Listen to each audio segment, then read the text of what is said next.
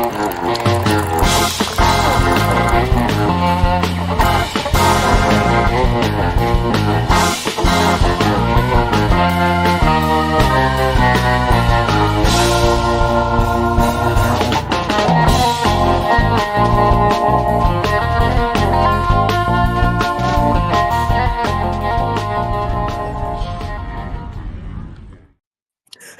welcome to Proper Cup of Joe. I'm Joe, and I don't have reptiles.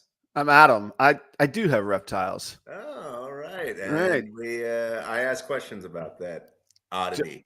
Joe's just got to understand. There's our new hook for new viewers, so they know what they're getting into. Everybody, we can you can tell us how we did on our first go this morning. It felt natural. It felt like just nothing rehearsed, nothing.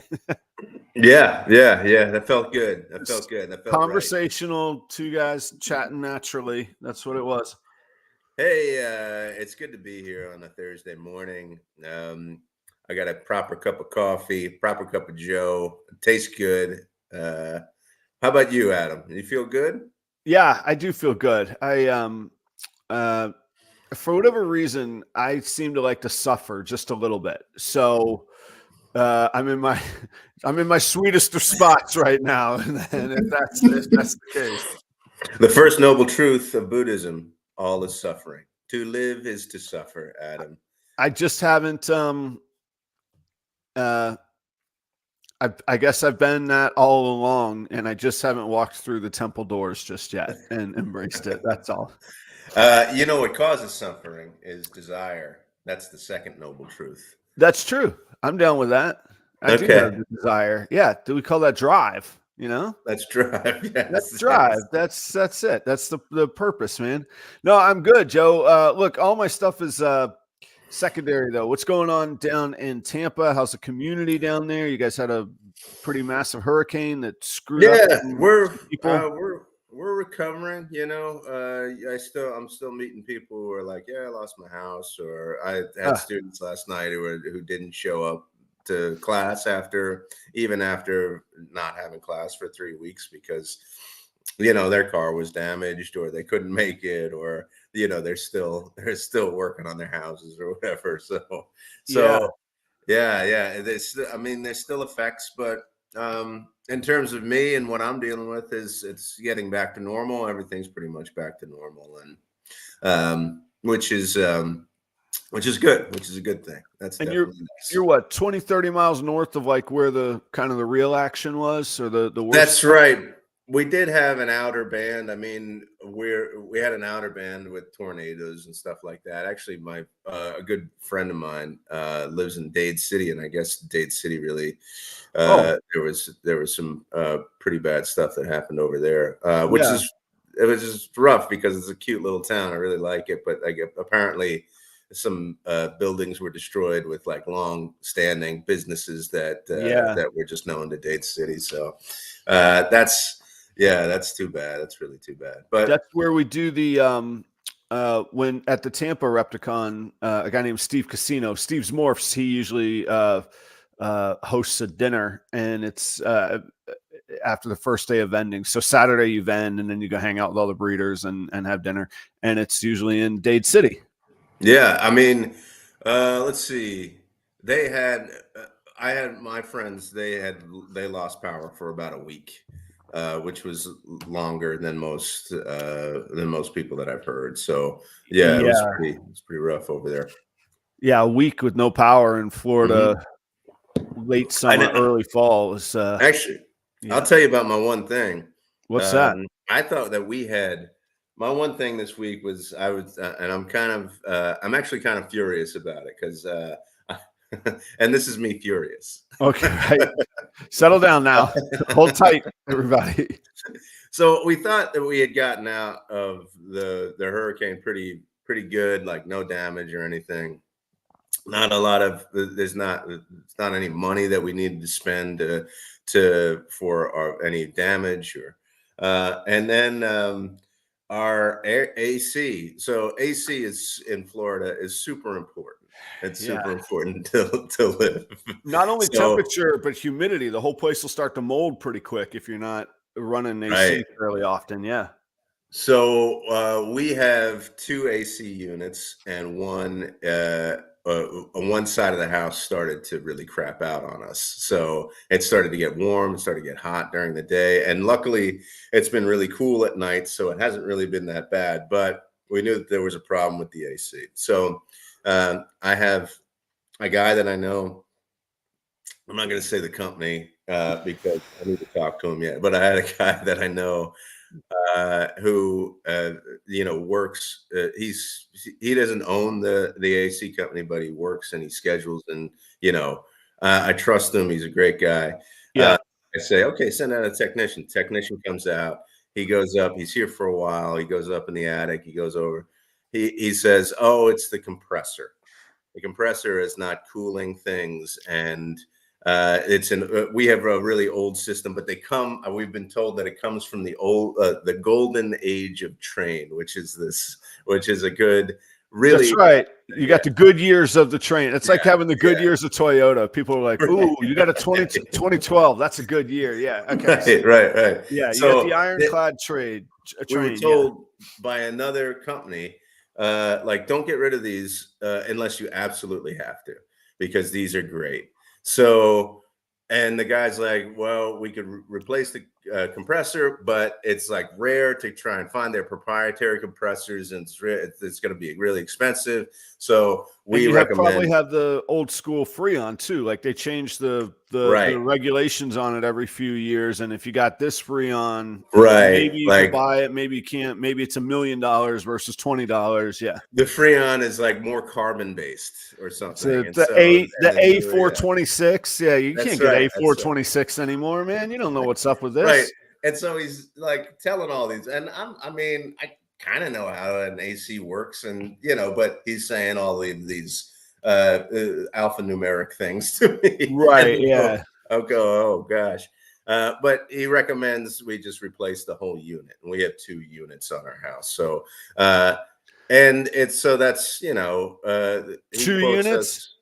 Okay. Just says one. You just have to Can I replace the play a one game? unit. Don't tell me the Yeah. number. Can we play it? So this is for one unit, inside and outside, the handler and the compressor outside, both. You're, Yeah, both. you're in for 12 grand.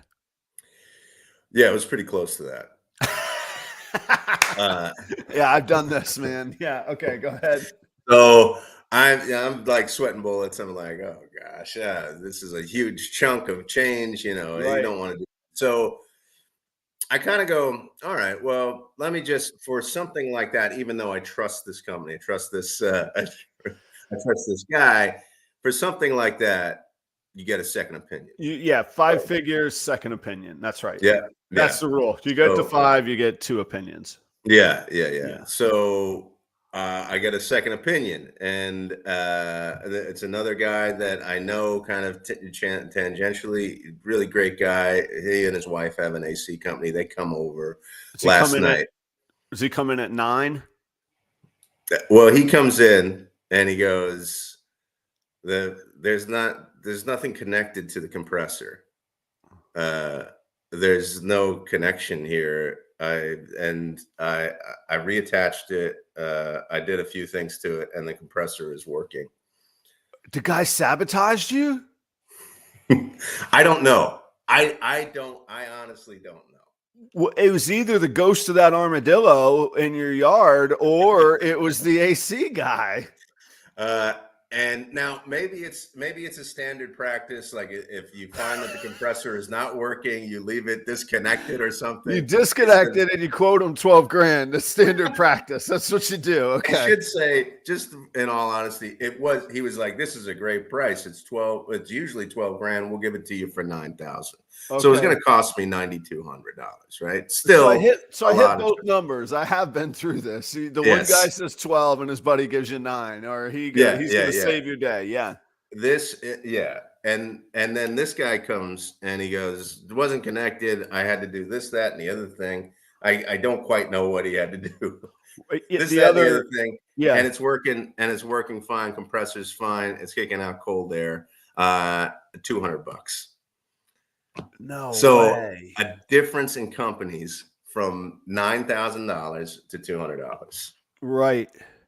And Well, it's got me, I'm like, you're ready to uh, burn the other dude's house down. yeah, I'm like steamed because Yeah. it's not only like, and this is why I'm steamed. It's funny because there's, yes, yeah, the money thing is definitely like, it's like this grab, but people don't know when they do that to you, the mental the mental state that you go into. You Yeah. go and I mean, for 24 hours, we thought, what Chelsea and I were like, well, we're just down $10,000 now. I mean, we have funds to take care of You that kind could of do thing, it. It doesn't mean you want to, or you but yeah, didn't work yeah, hard for it. You can't yeah, just crap and that out tomorrow. Yeah. yeah, and we're not like, I mean, we're we do fine, and but it's not like we have that kind of money, just like, yeah, willy Right. nilly. Yeah, we'll spend $10,000, $9,000,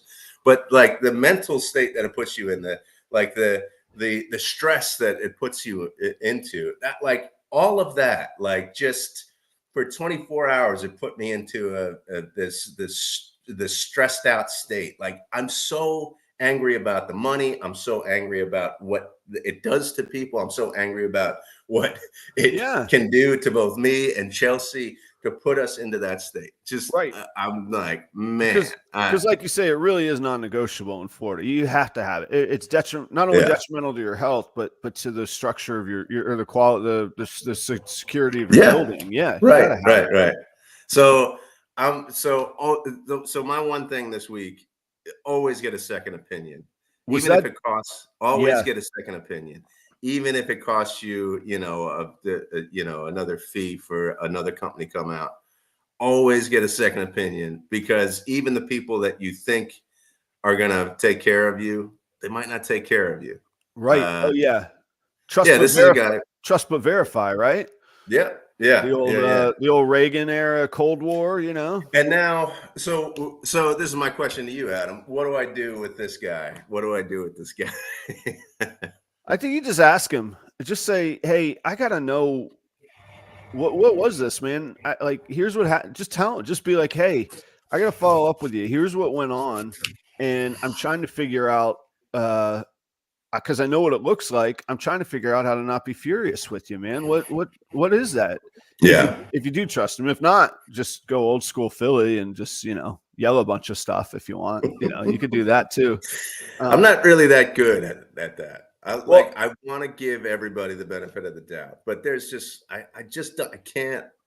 Maybe I'm too red right now. Like, maybe I'm just seeing red, and I'm too furious, and maybe I just gotta, like, settle down a little bit before I think it puts people on the spot if you say, because if you call and say, "Hey, I got to tell you, man, here's a string of events that went on, and I really don't know how to feel about this, and I've trusted you, or you're reputable, or whatever.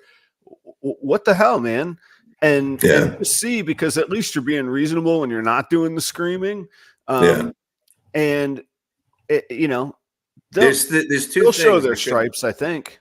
like, the best case scenario in all of this is that the tech is so incompetent that he didn't know what was going on with my compressor.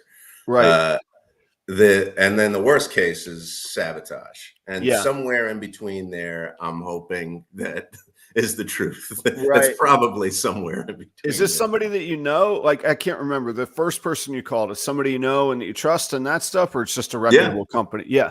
If it's yeah, somebody you know and yes. trust, yeah, but you got to you got to have the conversation and even be like, I mean, we what met went on? through, like, a business network. We met through a business network. So it's not like we're friends, we hang out. We met through a business network. Well, So that's kind of good leverage too, to be like, hey, we met through this network. Like, this is supposed to be a trusted group of people. Like, what am I I like supposed to? I have sent friends to this company. There you go. I think you got to ask them and just be like, what is this? Because I tell you what it looks like, but I'd like to hear, Yeah, yeah, yeah, yeah. And I paid them a fee to come out Right. too. Like, I want that To cut feedback. well, that's the very least you should do, is be like, listen, dude, here's what this looks like. You could be Yeah, famous in the network, or you can at least give me my feedback. Right. Exactly. I'll make you Exactly. famous in the network. That Yeah. sounds that's Yeah. just some mafia sounding stuff, right? I'll I'll make you make you famous in the famous. I'll network. make you famous in the network. So that's one thing. That's what I'm thinking about this morning. But it's funny because before that, the week's been great. I feel good. I'm kind of loose and getting work done and stuff. Feels good. I feel productive. And then this thing happens, and Yeah. it just kind of ruins like kind of the trajectory of Yeah, the days of the the week. optimism and you're like, yeah, okay, this is I got you, man. I'm sorry you went through that. I'm glad that your both ACs are good and that your house is Yeah. good. But yeah, you gotta leverage the power of the network on this guy, Yeah. man. Yeah, Yeah. I think that's what I need to do. there you go. A great guy. He always came off as a trusted. So maybe I don't know. Maybe I'll have an update for you next week. And Well, I hope so. We need to know what's going on here. yeah. You do need to, if you get really mad, you got to somewhere in there sneak in something about an armadillo. Do you know what happens to armadillos? Was it the armadillo? What you're telling me? The ghost of the armadillo came and did this to my A426 Freon? What's going on, pal? Right. I'm going to say, I have friends with snakes, and they can do I have terrible things at friends that certain feed points. rats to pythons for a living, pal. That's what you say. And they're like, what does that mean? And then you move on. Before you even explain it, you move on. I don't know. I don't think that's the image that you guys want, though. It's a fun line. I feed rats to pythons for a living, pal. And then you move. And that's your exit. Like you leave. You stomp out of the bar at that point. Or you tell them you want color enhancing allelic combos. Either way, try it. Either one. Oh man. So what's going on with you? What's your one thing? All right. So I know that the title of the show is Adam Needs a Hug, which I think we're going to get into, but we'll get into that. It's different. Yes. And that actually is going to fit with some of your experience this week. Maybe it's going around. But I'll tell you my one thing is it's a thankful story, and it's a cool timeline. Robert gave me a hug. That's cute. There we go. That's nice. That's code. That's a coder word. You got to put if you put slashes in front of something, people are like, oh, that guy knows. He's a computer guy. He knows what he's doing. Really? That's a code thing? I don't know. It's like saying I feed rats to pythons, pal, and then you walk off. Just put a little slash. So like, yeah, he's a tech guy. Feed rats to pythons. You gotta give me my money back. Give me my money, pal. Do you know what I do? 2 years ago, Joe, almost to the day, but for the sake of the story, 2 years ago, roundabout, I was in your guest room at your house. Yeah. I had just vended Tampa Repticon, and you guys were hosting me graciously.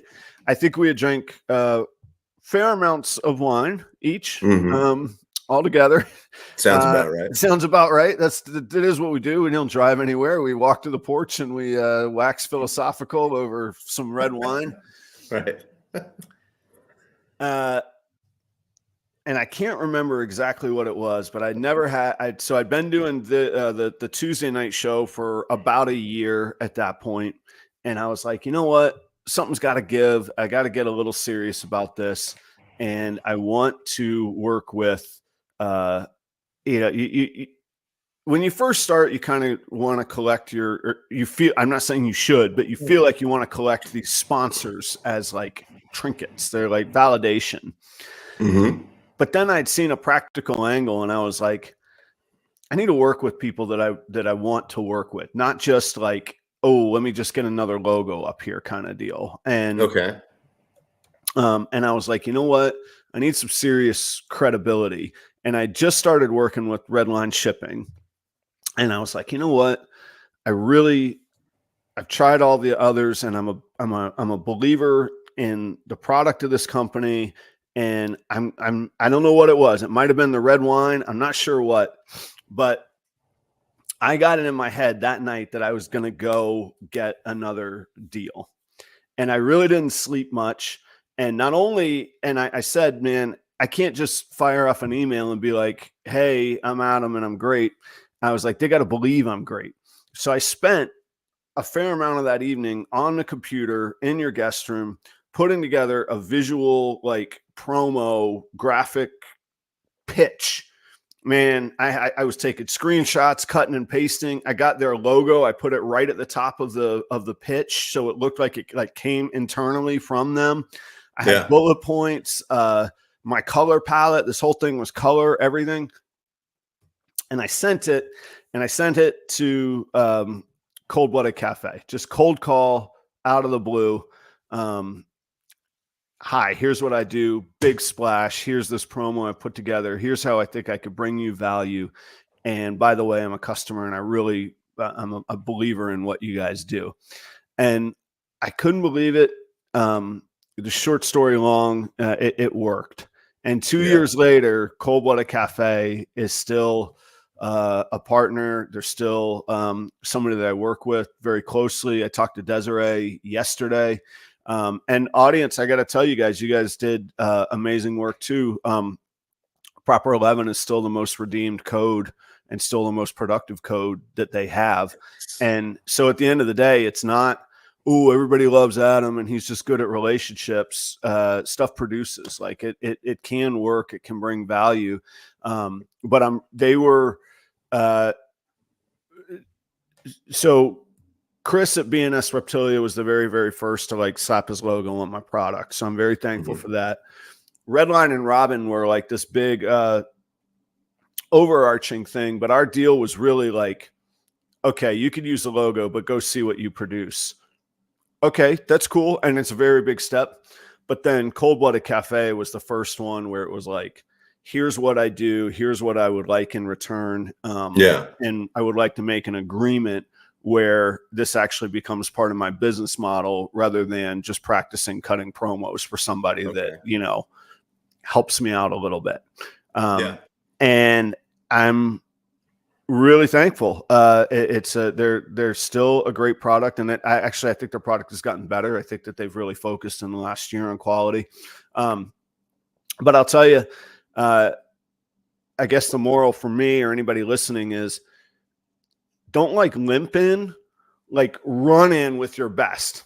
And they still might say no. Tons of people told me no. I mean, that was part of where the fire came from. I was like, all right, messaging somebody, hey, are you interested? That's not going to do it. Like you gotta rush in with all you got and then make sure you're not BSing. So Desiree actually called me. She's like, I like your product. This is cool.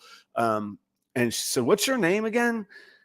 And I told her my last name. I was like, Shira. And she looked, and I remember to this day, she goes, oh shit, you actually spend a lot of money with us. I was like, I'm your guy. I told you I'm a believer. And she was like, all right, let's give. And then from that point, that's where we started figuring out the details. So, that's exactly what I need to hear this week. Actually, there is a proposal that I have that I just put together yesterday. Something that I really want. And I just kind of did it out of like, it was just like on a whim. I was like, you know what do I really want out of this? And I put something together and I thought, I'm not going to put this out. I'm not going to do this. I'm not really going to take a bite out of this. It's just an exercise of my own brain. But, listening to you do that, maybe I'll reconsider. Maybe I will take the bite. Maybe I will run in. Maybe I will rush in and I'll go, take a look at this. This is going to help you. This is what I want. So I like asking myself in these situations, for the record, I don't know that drunk is the right word. Extremely happy and confident in a very focused state of mind. How about that? With no driving involved, for the record. Hang on a second. When Chelsea was writing her dissertation, she would have these blocks. And so some days I would come home from work and Chelsea was also teaching at the time and stuff. But when she had those days when she was writing, sometimes I come home and she'd be like, I just wrote a sentence today. I don't know. And I'm like, well, so what's going on? Let's figure this out. And then we would have a glass of wine and everything would just come out. It would just be like, she would start to talk and I go, why don't you just write this down, what you're saying right now? And I said, okay, next time you have a writing day, just drink one glass of wine. And I think she started to do that. Yeah. Started to work. Just let it There rip, is, and it's got to be just one. Right. There's a window. 4 glasses of wine, because then it goes nuts. But it's like it releases a certain amount of inhibitions, and you go, okay, all right, I can do this. This is good. I can do this. So I was going to say, aside from drinking wine, I can't necessarily recommend that or not. You're entitled to your opinions, but that's on your end. If you got a problem, don't. It's a different story. Yeah. If you don't have a problem, here's how you could get one. If you like, no. I always ask myself though, what do I have to lose? So like, let's play that out for a minute. I send the thing to Cold Blooded and they go, this guy's off his rocker, but damn, he put some work into it. Yeah. So even if they said no and they ran into me 6 months later and they'd be like, that's that guy. That was the craziest proposal I've ever seen, because it was so thorough. I'm saying full color, their logo, screenshots. I mocked up a banner and actually put it in place of what it would look like so that I could paint the scene for them. And how visual it could be seen. So I always think like, all right, so when what you're talking about, what's the worst? That you put together this killer proposal and they go, no thanks. They at least got to go, damn, this guy thinks something of himself. And it could plant a seed for future things. You don't know that stuff. It might not be the right time. It might not be the right time, but maybe later on they go, what was that thing that we got? Right. We could use that right now. Yeah. And that's a good point about not the right time either. Not every business, just because they have a big logo, has cash flow or profitability. Right. Yeah. They could be drowning and we have no idea. So that's another thing that you got to remember. It might not even be about you. You could be the perfect thing. And I'm sure I love Maseratis. It just ain't in the works right now. I don't know. I have to assume that they're pretty nice, but I have no idea. It's not going to be part of my my world right now. So right. All right, Joe. So you called last night to do a little show prep, and we had both had long days, and I was like, look, I'm just going to pick up where I left, because yesterday was a crazy ass day, and let's just talk about that, because I think I need a hug right now. And you were like, oh my gosh, what's wrong? And I said, I can't tell you. It's not going to make for good live air if I tell you what's going on ahead of time. Really excited. I want to hear what's happened, because on Tuesday, I listened to the show on Tuesday that you do on Tuesday, and you were talking about some exciting opportunity that you were venturing into, and you had it sounded pretty solid. It sounded pretty solid in your brain. Right. All right. So the short version of getting to the place, you could watch the Tuesday episode of Proper Royals Live if you haven't heard the story. Here's the short version.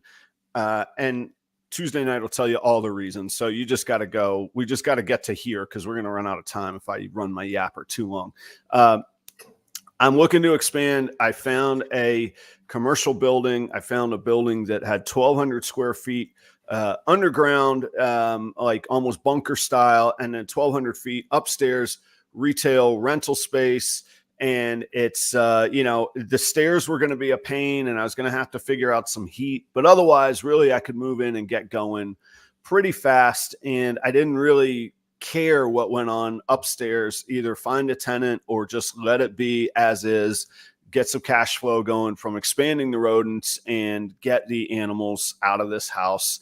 And you already had interest in people leasing the place or using the place upstairs. There's a bank vault that would look cool. Yes. It's a neat place. It still is a neat place. You had ideas about having events in the I could have breeder cocktail hours, man. Let me tell you, you get breeders in your room and you give them a little wine, you're going to make some sales, baby. That's what's going to happen. Everybody's going to have you do it. Okay. Everybody's going to have a good time, and you're going to make some sales. It's a win-win all around. So,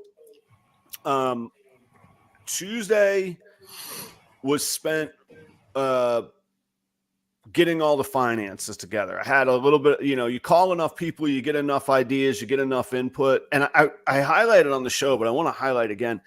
One of the really cool things about this industry is like, none of us are like third generation snake breeders, which has its downfalls because there's not, it just doesn't really exist that way. But the flip side of that is we all did something other than this first. So I know just in the audience, there's teachers, there's software developers, there's former rock stars, there's all kinds of people. There's analytics guys, financial and data analysts, and so there's such a resource of people out there that I just started calling people. And one of the people was a banker, and he just started going through, well, what about this option? What about this option? Do you need a partner? The common theme that kept coming up was, do you need a partner? And I was like, oh, I think, because like you say, I don't just have like a pile of money. Well, right, yeah.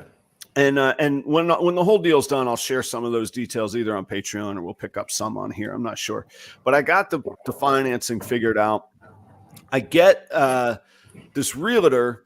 And I can't remember how much I went into on Tuesday night, but I wasn't convinced fully that this guy was truly advocating for me. And he's a dual agent, and that happens in retail and in real estate. And there's benefits and negatives to it. The benefits are that you get the added leverage on the person because they get twice the money if the deal goes through. So you can get a little aggressive and make sure they're working for you and that stuff. So yesterday morning, for some ungodly reason, I made a 7:20 a.m. appointment to get my oil changed at the Toyota dealership.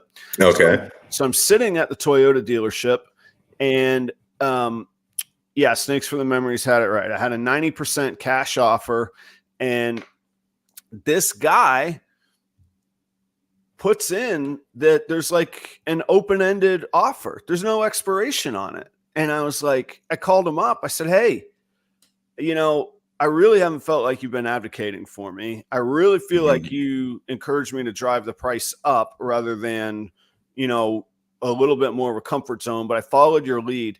I said, there's no way I'm going to turn in an offer like this and then say, you guys are welcome to sit on it as long as you want. All that does is give the seller leverage to leverage other buyers against me and go, well, I've got this on paper. Can you beat it? And the guy says to me, no, there's no need for a expiration. It says time is of the essence. That's the legal term for hurry up. I was like, yeah, it's a legal term for hurry up if you want to, like not you have to.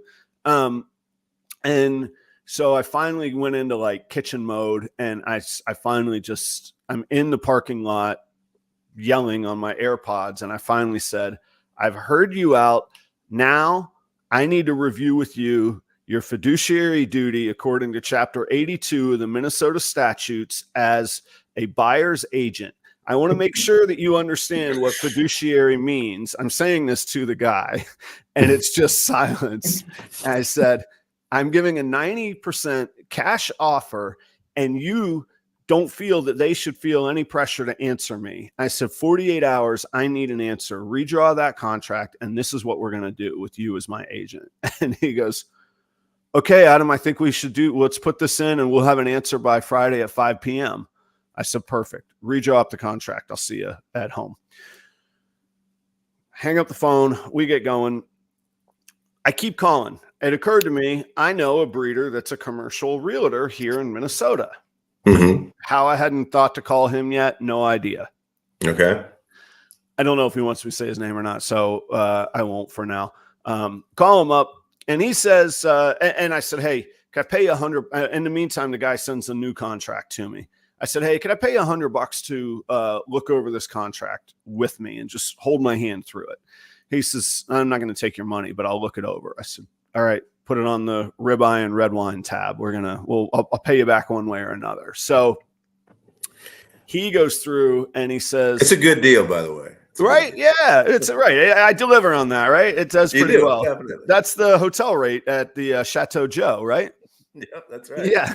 So, one of the things we were going through, here's a little bit of a red flag. Here's a little bit of a red flag. And then I see a line that says it's contingent upon zoning approval and town hall and all of this, whatever the right word is, legal. And I was like, I don't need to deal with that, do I? And he says, well, it's a good practice in commercial. Just start building a relationship with the city, especially if you're going to bring snakes and rodents there. And it's a small town. They don't know you.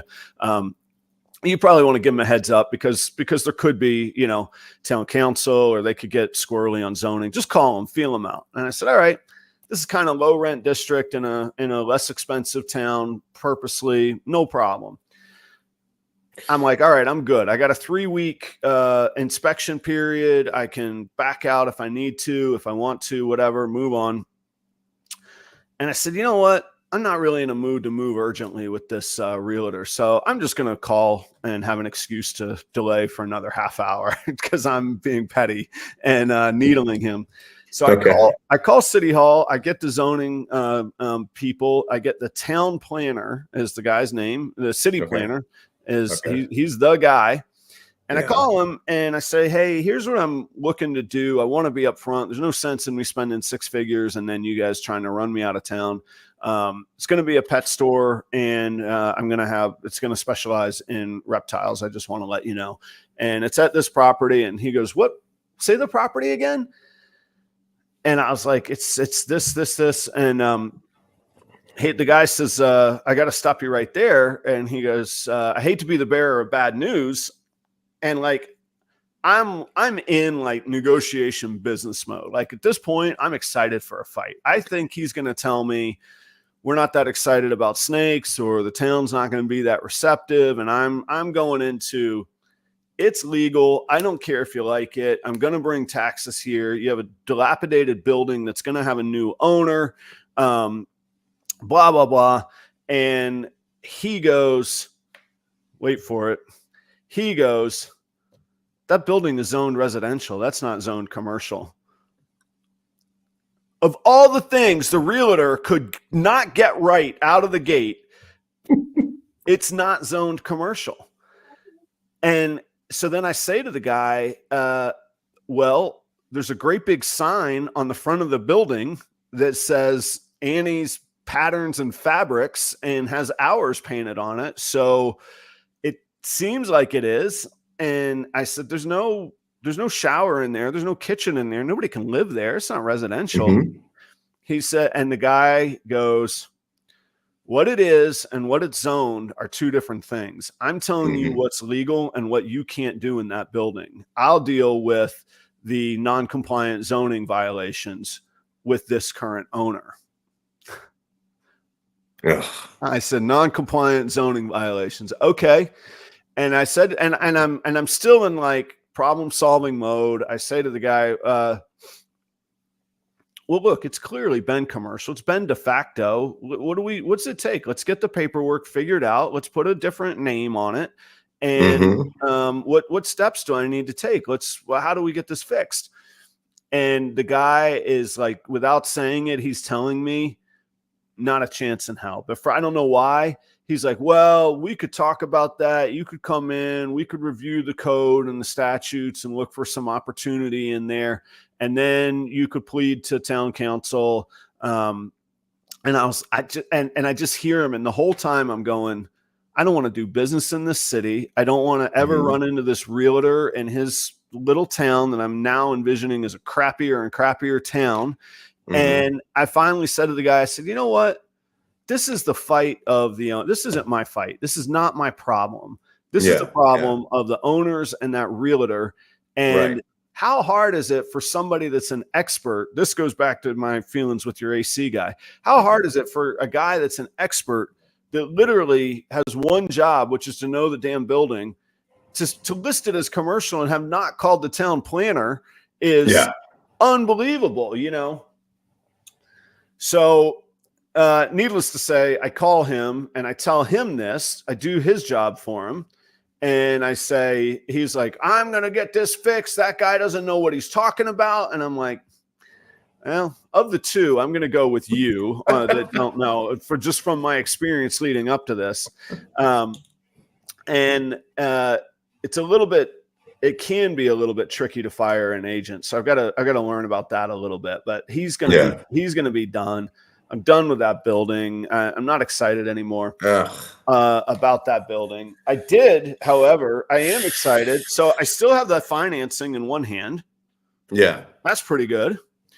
Yeah.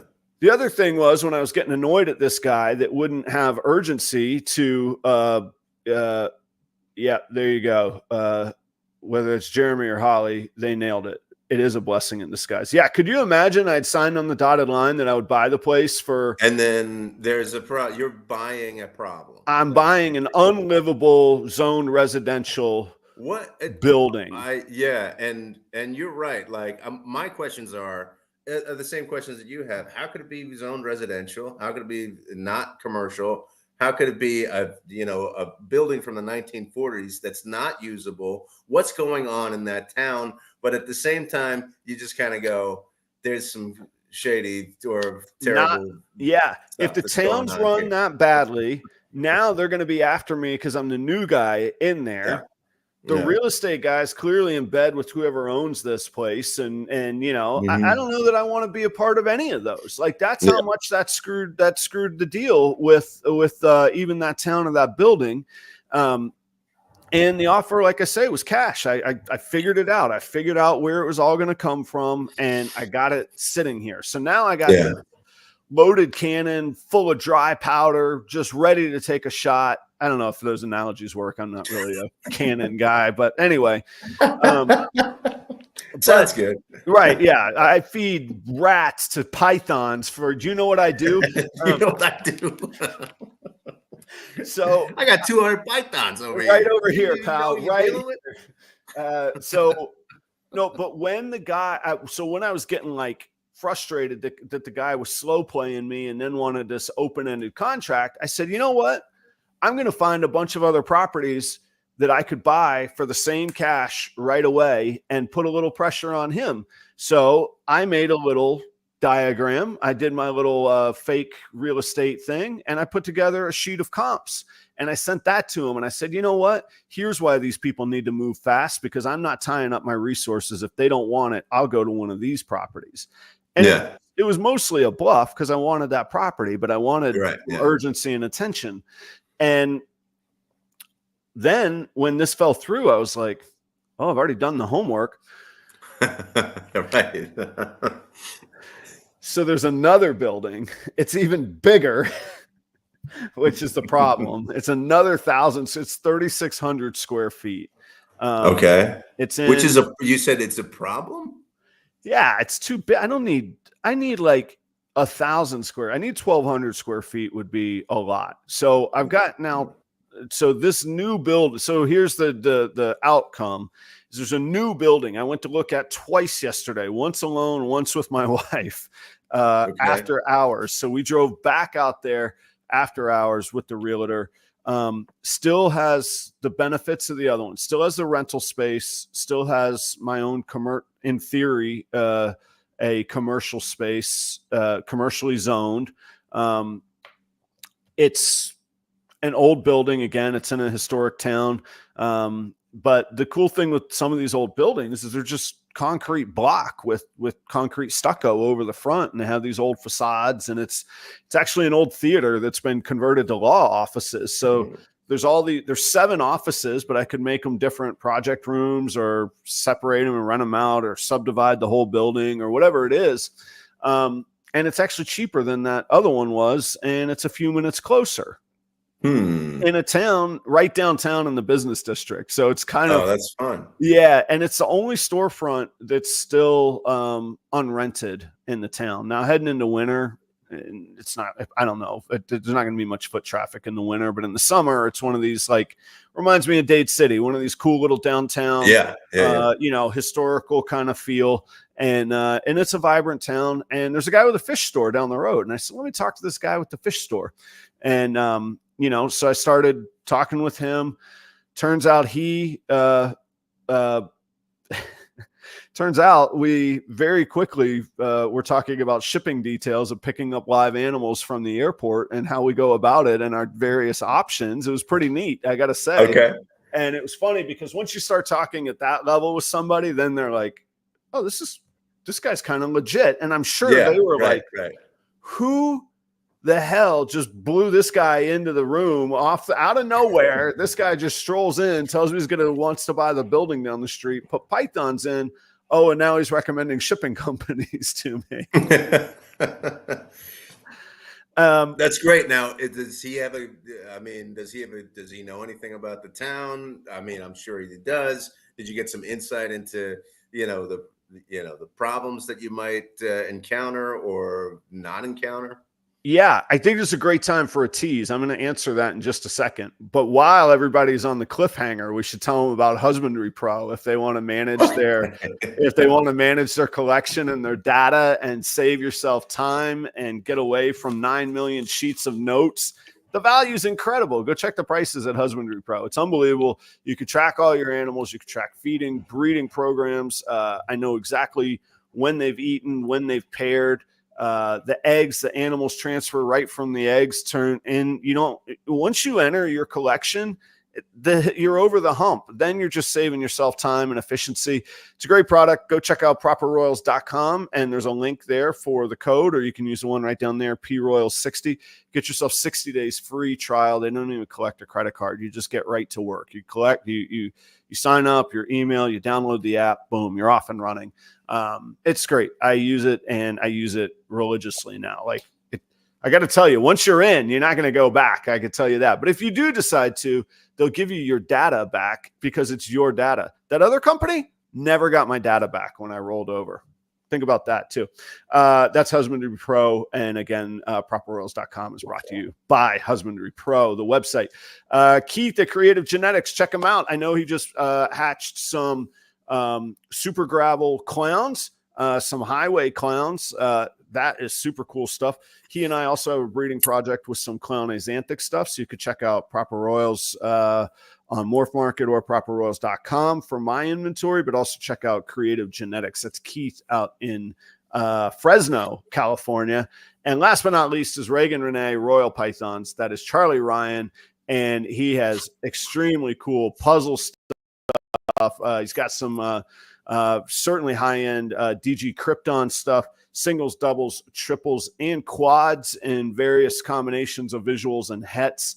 And he's a hell of a good guy to do business with. So check out Reagan Renee Royal Pythons. All of those sponsors or information is listed down below. And of course, Cold Blooded Cafe. Use the promo code PROPER11. You get 11% off your next order if you haven't used it already.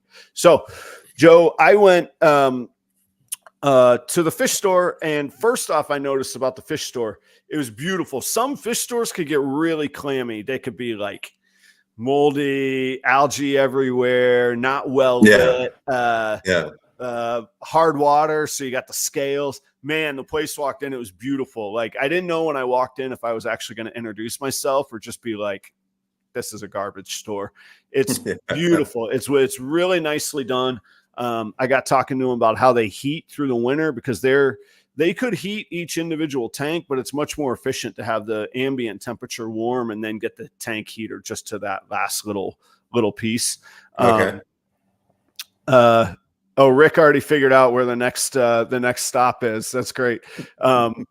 So I got talking to the people. They use natural gas forced air in their facility, which is what mine would be. Mine similar. I say mine already as if I own it. The one that I'm considering buying, it's got two separate HVACs, which if you can have separate systems of pythons and rodents on one HVAC that vents one way, and then nice, clean, fresh air in the other part of the building that you want to rent, that's a winner. He said the town is actually very good. And he said that he has a retail storefront for fish.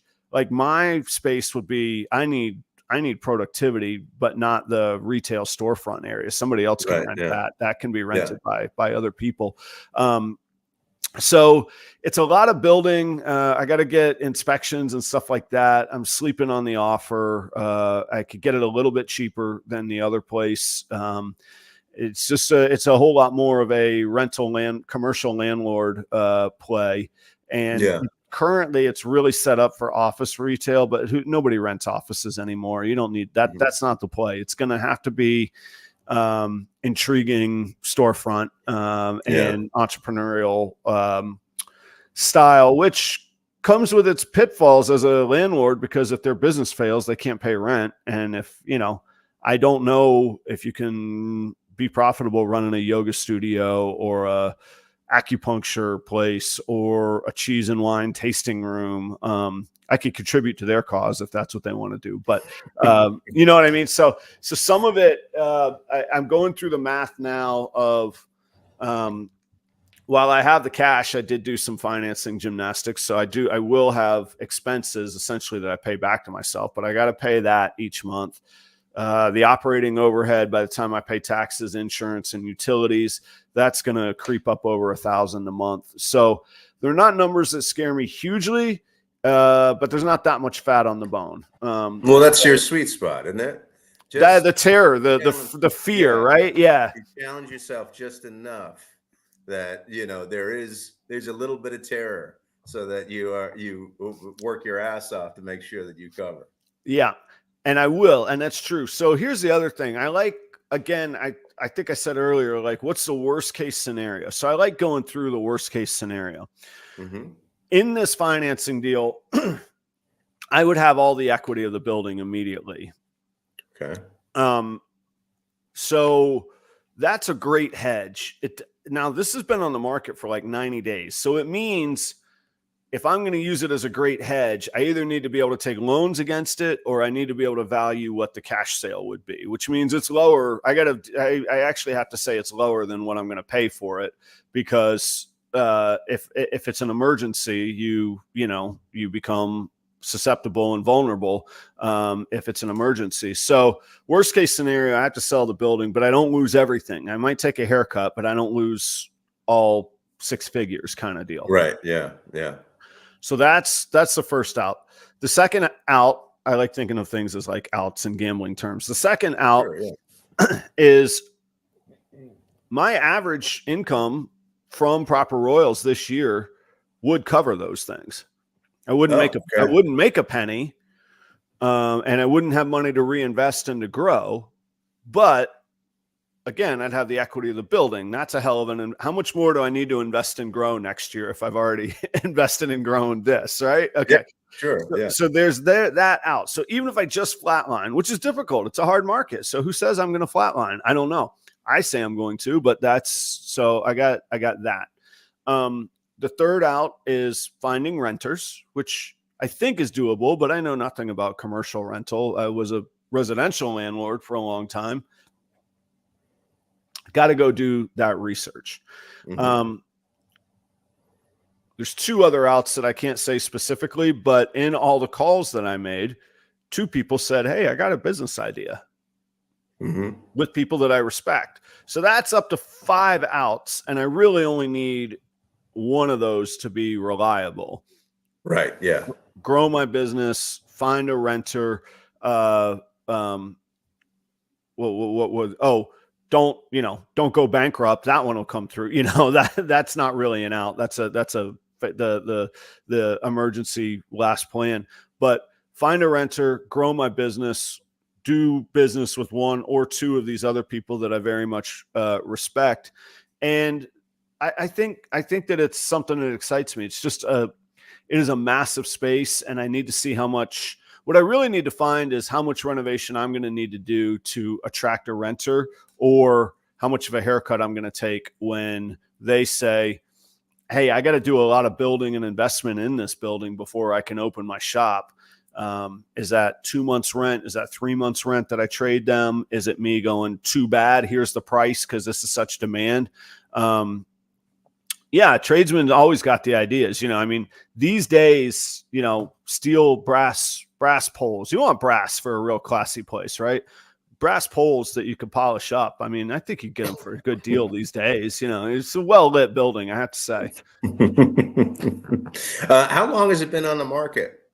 About 90 days. 6 weeks ago, they dropped the price 25,000, and now there's chum in the water. You know. Yeah, sure.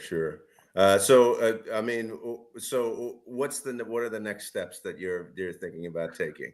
Well, I'm going to call the town. I'm going to make sure it's indeed zoned commercial. Step one, I've learned. The town also has it's EDA, Economic Development whatever the A stands for. Association. There we go. I'm gonna guess association. It's an office in City Hall, so I'm gonna call them and find out what rents are going for. The AI researcher said the rents are a little bit higher in that town than the last one I was looking at, so that's kind of nice because actually my cost is less. So if rents are higher, cool. So I got to start making a few relationships with them, and then I need to figure out what kind of. I think I have the structure of the offer, but I need to just decide if I need to Economic Development Authority. Rick knows what's up. I need to decide if I want to So we talked about the outs, the downside, whatever the opposite of outs are. The downside is that's a lot of building to keep up, man. Taxes are a little bit higher. So, I mean, I've got the operating costs. I've got to move some animals or get renters in there or partner with some of these other business opportunities. Or all the above. I could do all the above as well and still have rental space. So in like the 2, 3, 5 year plan, it's all the above. Right. But the question is just what's going to come through most quickly. And it's going to take, I'm going to need to move in. I did some calculations last night, just spitballing high end. I'm going to have to, it's going to cost me about 30 grand to get moved in. And get moved in and get the place ready for rentals or just to move in and get me operational in there. I need, it's all carpet. I can't do animals on carpet. It doesn't make sense to move all these racks in on top of carpet. So I got to get all that out. I need to get floor drains put in, which I've always dreamt of. I want to be able to scrub and mop and squeegee a floor every night. So I need the epoxy floors. I need the floor drains put in. I've got to do a little bit of heat and ventilation because to get a renter in the front end, especially a storefront retail, I don't want it smelling like snakes and rats. So, I mean, I got to get some real farm industrial fans put in. And the heat is less of a concern in this building than the other one because of the HVAC system and the setup. And all the rooms are compartmentalized. So I could heat as little as 300 square feet at a time versus having to heat 3,600, right? That's great. I could just, if I only need 2 rooms and the rest of it's vacant, I'm just going to heat the 2 rooms and keep the other, rooms pipes from freezing. That's all I got to do. So let me ask you this. So is the space that you use now, is that prohibitive to your plan? Where I'm at right now, today, where I'm operating from. Yeah. I have to expand. You're outgrowing what you started a year ago. Yeah. I'm capped. In the snakes, I'm functional. In the rodents, I'm totally capped and I'm turning away customers. Okay. All right. So that's really what's pushing you to do this now. Yeah. And the opportunity, like I figured, it's one thing to say, well, I think I could get this money. I think I could do this. Maybe if I found the right thing. It's a whole different story once you figured out, oh, I could do this. I've got my head around it. I've got the math worked out. And I see it in my sights. How am I going to go sort this out? And it's right there. And I always love I've always had, I know that there's pitfalls and downfalls, but I've always made the money on rent and real estate. That's what has anything that's ever gotten me to this point. That's really been at the core of it, is either real estate and or rental space within that real estate. One last question, because we're at 8:30, but there was a comment, and you highlighted it. It's a blessing that what you went through was a blessing in disguise, Oh, right? I learned so much, man. It was, I mean, it made for a funny story, but yeah, what a blessing. Yeah. Go ahead. I didn't mean to cut you off, but So, yeah. so I get curious about like, uh,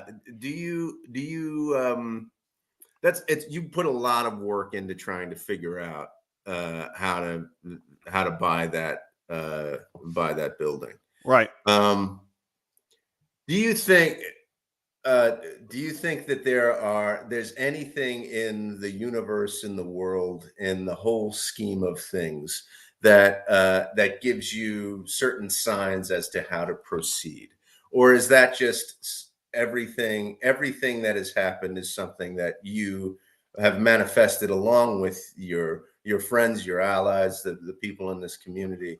Are there things that kind of align where you go, that give you more confidence because you think that there is some kind of cosmic reason why things are lining up?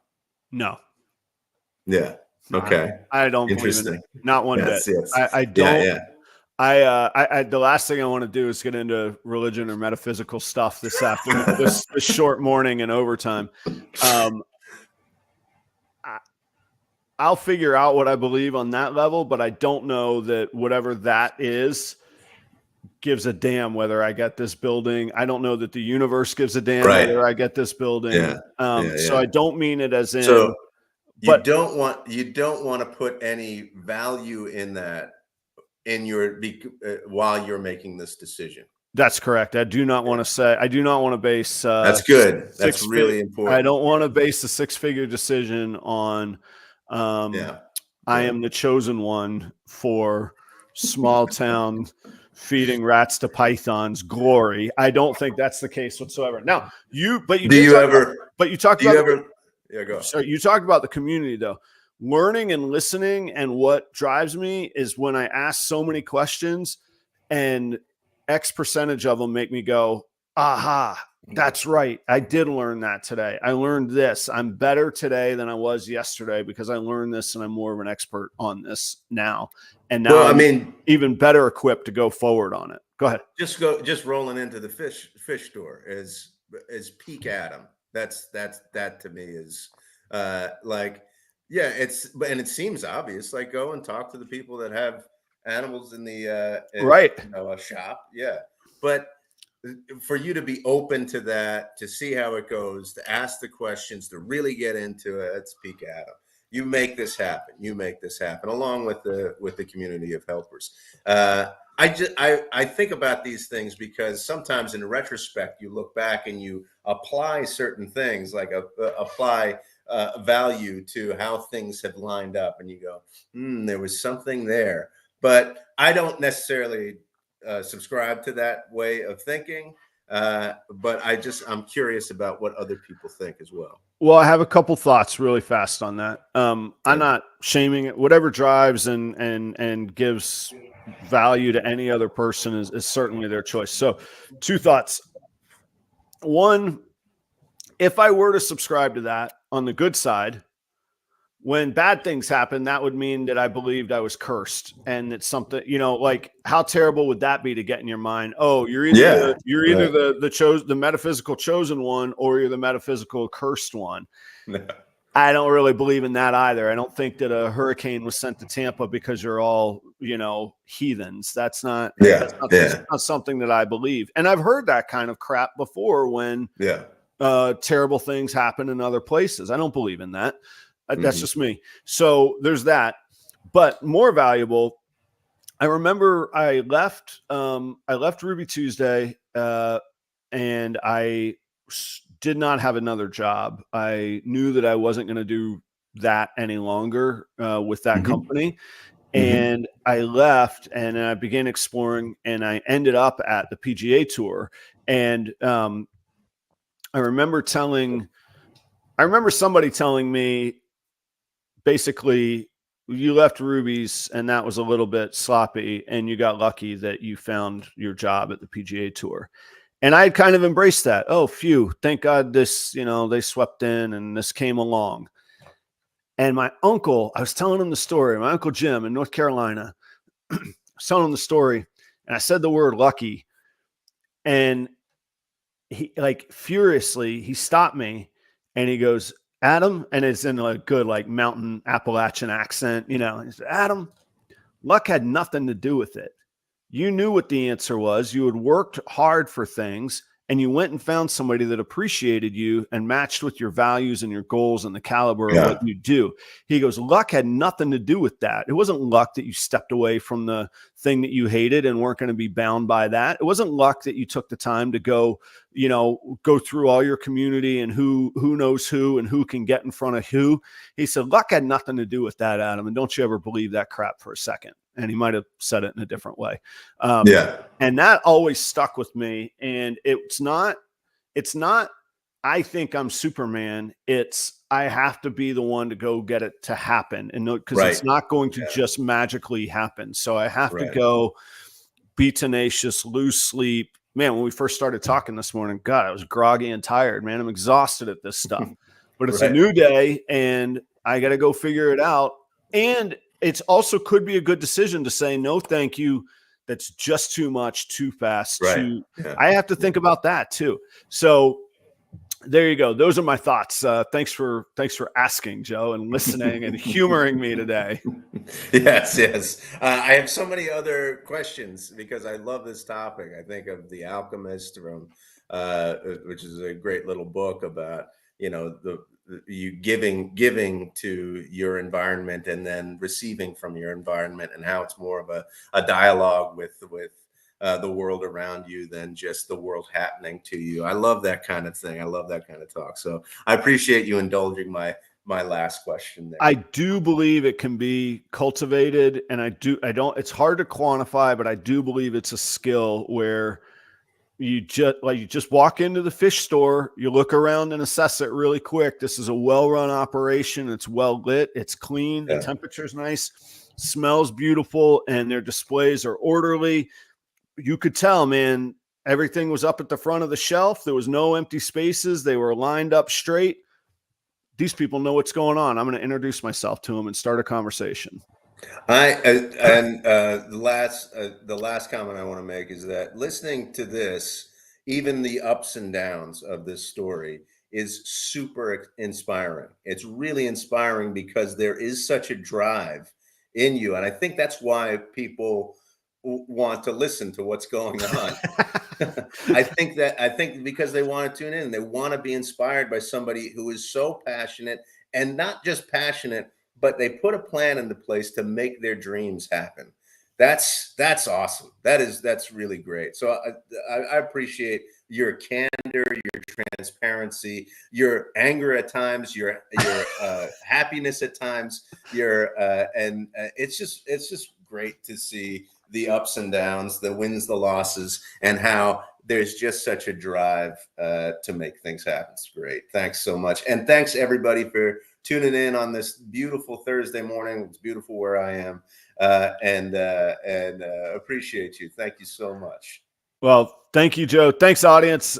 Thanks for anybody who's picked up the phone in the last week when I've called. I'm going to call again. I'm going to keep calling until I figure this out.